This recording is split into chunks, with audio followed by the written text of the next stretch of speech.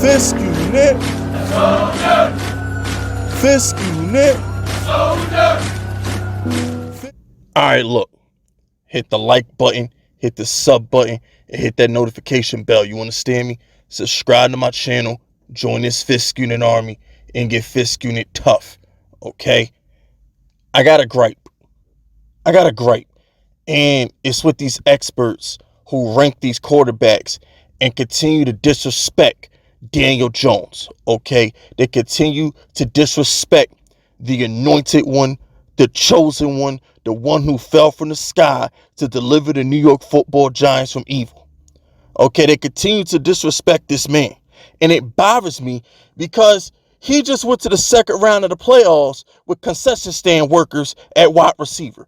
Nobody gives him credit for that. I had to hear for 20 years. I had to hear how Tom Brady makes bums look good. For 20 years, I had to hear about McNabb. Oh, poor McNabb. He goes to the NFC Championship with bum receivers. Todd Pinkston and Freddie Mitchell. Like, when other quarterbacks make wide receivers look good, they get all the credit in the world. But when Daniel Jones does it, silence. It's crickets. A couple of y'all want me to address Michael Lombardi, right? I might have to, I'm probably going to have to go in on Michael Lombardi. If not later this week, probably next week, I'm going to have to address Michael Lombardi because he was talking spicy too. And one of the things Michael Lombardi said, and it factors into this list that Daniel Jones is 10th on. It factors into this list. It's for some strange reason, people really don't believe he's the best player on the Giants.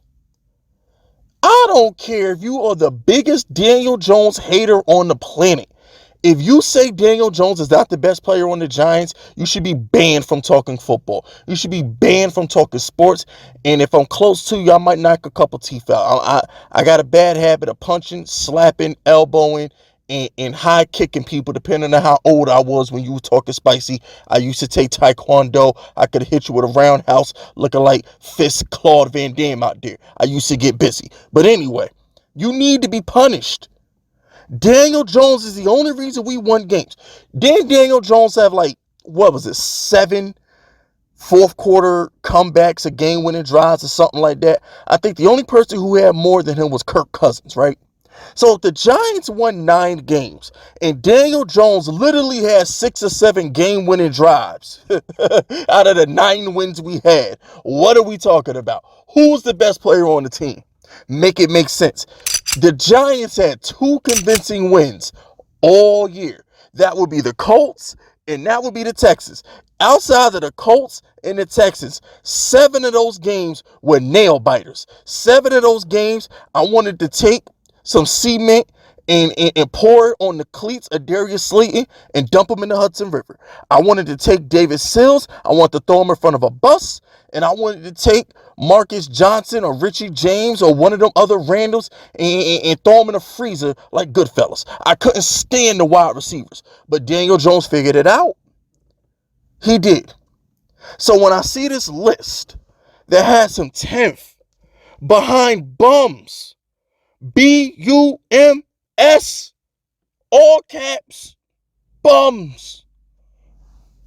Jared Goff is 3rd on this list. He's a bum. Brock Purdy is 5th. You're a bum. Matthew Stafford, you are washed, bro. We need to take you around the back and put you out of your misery. You need to retire. You're not better than Danny. Kyler Murray, he's not better than Daniel Jones. I thought we've moved past this.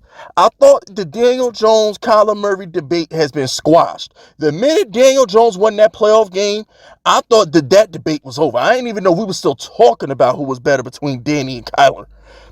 Justin Fields, can he complete a forward pass? Really? Can he complete a forward pass? And y'all say he better than Danny? Don't even get Derek Carr. That bum.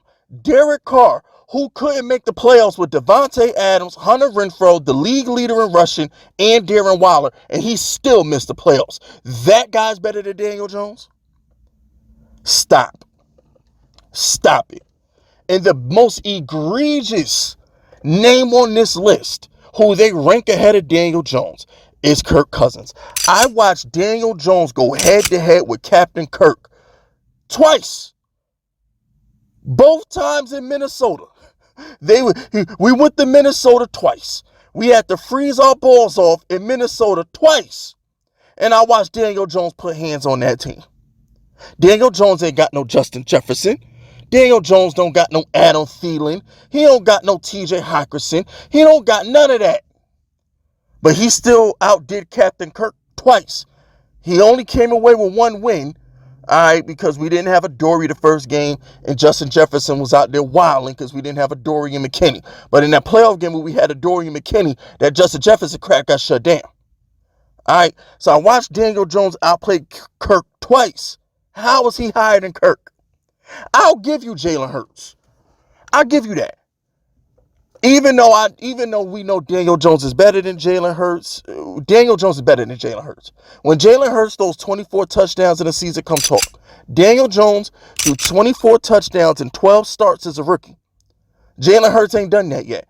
When Jalen Hurts could throw for 24 touchdowns in a season, y'all come holler at Big Fisk. Until then, shut up. But out of respect of him going to the Super Bowl and getting that silver trophy, because God knows he didn't get the gold, he got the silver. Typical Philly. I'll be nice to say Jalen Hurts is the best quarterback in the NFC at the moment. I'll be nice. I'll give you Hurts. I'll give it to you. But that's it. Dak threw a pick six every game. Daniel Jones was the leader in fewest turnovers in the league. Cowboy fans will cut their balls off, donate fingers, kidneys, and livers to any charity that you choose to swap Daniel Jones for Dak Prescott. And they're lying. They say they wouldn't.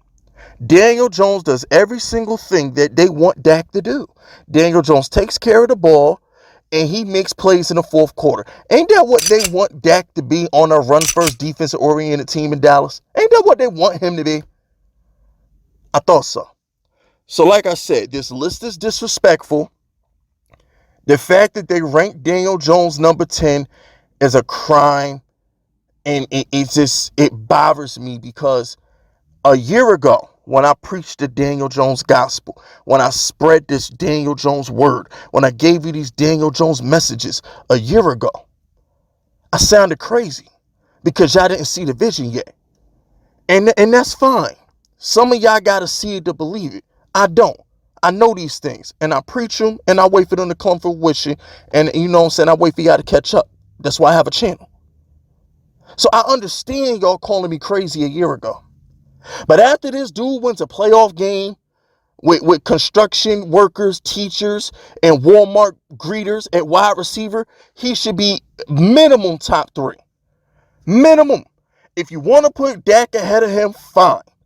If you want to put Hurts ahead of him, fine. But let's call a spade a spade. The rest of them bumps ain't touching Daniel Jones.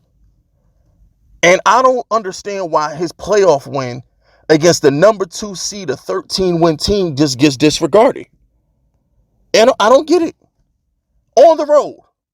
When Daniel Jones like the first quarterback ever to throw for like 300 and rush for 100 or what, some crazy stat line, Daniel Jones is the first ever quarterback to do that in a playoff game. Do you remember how dominating? Do you remember the glow Daniel Jones had in Minnesota? Can you? Yeah, all right. That guy that we saw in Minnesota, yeah, okay. That's going to be a problem. That's going to be a problem for y'all. I'm trying to tell you. Look out. You better look out. That's a problem. That dude was glowing like show enough out there. I'm trying to tell you. The swagger Daniel Jones had in that Minnesota playoff game was different. That was different. But anyway, that's it. That's all. Subscribe to the unit if you rocking with me. My name is Fist Vegas, and I approve this message.